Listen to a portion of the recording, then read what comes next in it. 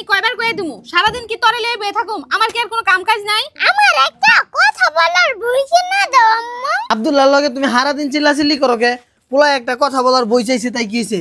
এই যে আমি নিয়ে আইছি আব্দুল্লাহ তোমার জন্য। এই বই দিয়ে তুমি একা একাই পড়তে পারবা। এই বই তোমার সাথে কথা বলবো। এই দেখো, এখান দিয়ে তুমি এই বইটা এভাবে চালু করো। চালু করার পরে এই যে এইভাবে হাত দিবা। এই যে অতে অলি, আতে আম, এটার সাথে সাথে তোমার কতে কলা, এটার মধ্যে অঙ্ক আছে। এই দেখো 3, আবার তোমার এটার মধ্যে ইংরেজিও আছে। এই দেখো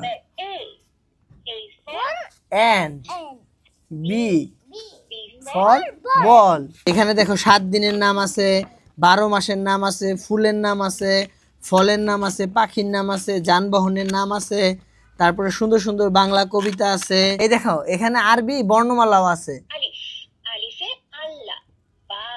বাতে বাইতুল্লাহ। এটার মধ্যে আরো বিভিন্ন রকমের সূরা আছে। দেখো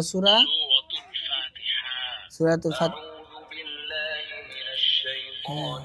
এই বই দিয়ে তুমি একা একাই পড়তে পারবা। এখন আর তোমার আম্মুকে সবকিছু বারবার জিজ্ঞাসা করতে হবে না। বই তো আনছো বুঝলাম, কিন্তু এইগুলা কি? এটা হচ্ছে মিনি রাইস কুকার। এটা দিয়ে ধরো তুমি কোথাও গেলে আব্দুল্লাহর জন্য এটার মধ্যে খিচুড়ি রান্না করতে পারবা। এই যে এটা ইলেকট্রিক লাইন আছে, এখানে তুমি খিচুড়ি রান্না করতে পারবা। ছোট বাচ্চাদের এটা সাথে করে ক্যারি করে নিয়ে যেতে পারবা। তুমি যেখানেই গেলা তাহলে তোমার বাচ্চার আর কোনো কষ্ট হবে না এই রাইস কুকারটা নিয়ে গেলে। আল্লাহ, এটা দিয়ে তো ভাপা পিঠাও বানান যাবে শীতের মধ্যে।